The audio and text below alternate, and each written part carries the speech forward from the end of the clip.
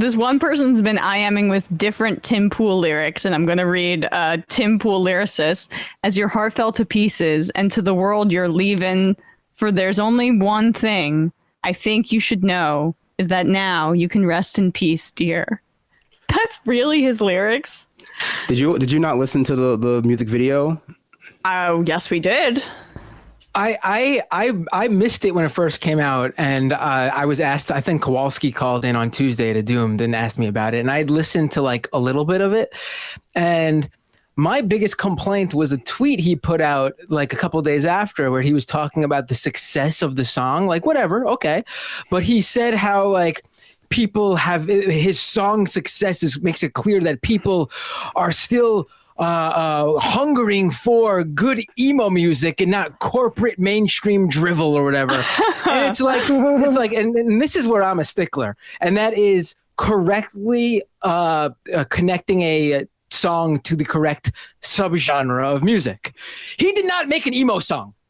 It's like nu metal, right? Radio rock. He made radio rock. If you like that style of music, that's great. It's on the radio all the time because it is the most corporatized type of rock music you could make, which makes his tweet even funnier. But the part that got me was he called it emo. It is not emo. It doesn't sound like emo musically. It doesn't sound like emo vocally. Please go listen to some real emo music like Texas is the Reason, Rites of Spring, Early Saves the Day, and get an idea of what real emo music is, please. It sounds like it sounds like Daughtry. Yeah, yeah, or Nickelback. That's what people were saying. Yeah, so that's my thing. I actually like, and I forget the right, and correct me if I'm wrong, Matt. It's either nu metal or post grunge is the correct subgenre, but it's basically Creed. Yeah, it's like Creed and bands that sound like Creed. So like, the drummer is literally the guy from The Offspring. Yes, yeah, Theory of a Dead Man. The Offspring's new single? It is exactly radio rock. Like they've left behind the skate punk thing years ago. It's really bad. Probably the worst Offspring song I've ever heard. Yes, worse than Pretty Fly for a White Guy. It is the worst Offspring song I've ever heard because their music sounds a bit different now. They're not a punk band anymore. I don't know what song you heard by him. I heard the one that was a kind of an animated music video, but to me, I just heard like if you mixed Creed with Rise Against, that's kind of what it was giving me, that kind of vibe. Like if people who listen to Rise Against, I wouldn't say they're like a really great band. I thought Dashboard Confessional. Well, so that's the thing is there's two different songs we're talking about. This, Brandon, you're talking about the 2020 release, which we have available here too, which we can enjoy. But I didn't know that Tim Cast had released music before. I thought this recent song was his first one. So this one escaped my attention. But this is, what is it called? Will of the People, yeah. So yeah, that was it. That's also why I sound like Rise Against. I was like, that's a very like Rise Against-y type of like. All right, let's but it's play also it. like written from the standpoint of what seems like to be the fascists, which I was like, I don't know. No. Yes, that's the first thing I realized too. Yes, but it actually sounds more like that Muse song, like that Revolution, whatever it was called. Yeah. It sounds just like that song. I'm a fan of earlier Rise Against stuff, so I took offense to you comparing it to Rise Against. But like not totally Rise Against, just like. It's like Creed. Like yeah, Creed I like Muse. I'm definitely the most musical noob of all of us here, but is Muse bad? I mean, they got bad. Some people say they were always bad. I think their first 3 to 4 albums are defensible. I saw them open for U2 when I was like 13. They're great live. They're awesome. They're amazing live. I've heard that. All right, let's play a little bit of this. Enough that we don't get striked, right? Nah. Play it all. Struck. Maybe just skip to like. This is already a better song than the one we just. Oh yeah, it's definitely better than the new one. Yeah, I thought it was perfectly passable until you realize, like, again, it's from the standpoint of like the oppressors. He has that issue of being one of those people his singing voice is exactly how he sounds when he's talking. So once you get past that. In the morning, he called his soldiers down to take it. He does have like the nasalness is consistent. Yeah. I think the song is fine, but like I said, I like Creed, so I can't say it's good, but I think it's something that I would listen to.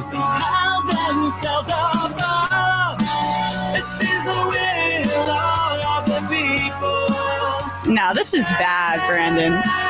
It's a song. It's definitely. I think when you hear the newer one, you realize this one in retrospect is better. That's how I think you could frame it. People are like shitting on it because of Tim Pool.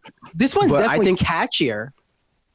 Yeah, this one's kind of. I can say it's like, it's all right. Like the words aren't really. It's like a Eurovision song where it's more about the melody, kind of like just the feeling that you get with the song. Like it's like it just people are mad because it's Tim Pool, and I'm mad because his band is not called Tim Pool and the Hats, which I thought was like an obvious choice to make. But I think that if it wasn't Tim Pool, people wouldn't be banging this out there, in the trunk in the summer. But certainly if he was like at your local bar playing it, like, oh, that guy plays songs. Like he plays things that sound like music. The thing about it though is like from even I'm not like that. I don't know music that well, but I feel like I have an understanding of what lyrics should be like if they are passable and not terrible. And in each of these songs, the lyrics are freaking awful. They're awful. I haven't heard the lyrics. I haven't really honestly, that new song he put out, I was listening to it. I was like, oh, here we go. Any second now it's going to pick up, right? This is the slow part's just going to be the opening. It's 3 minutes of the slow.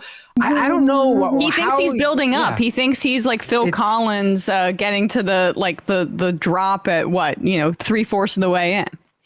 Yeah, but Phil Collins wrote the Disney's Tarzan music, so that stuff's good. That he did. That slaps. The chorus to Will of the People is really fast. Also, by the way, Muse does have a song literally called Will of the People as well.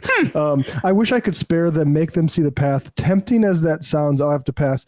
That's just an embarrassing, like no foot soldier is saying tempting as that sounds, I'll have to pass. Like I just, I know what's needed for the good of my people to save them. Yeah, it does sound very fast. Yeah, what is this, his dictator fantasy? Yeah, or like he's a foot soldier. Oh, all right. Yeah, probably don't need more of that.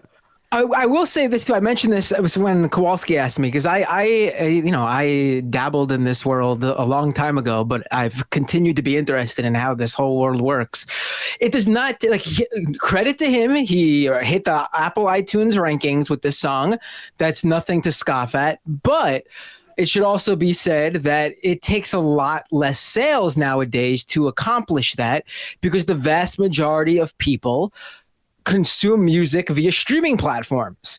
I remember reading something like, depending on what the other releases are and what time of the year it is, you can easily hit like the iTunes sales charts with just a couple thousand, maybe 10,000 sales of a song, which again, it's nothing to scoff at, but still not the music numbers people think of when they used to think, oh, a top ranking selling song.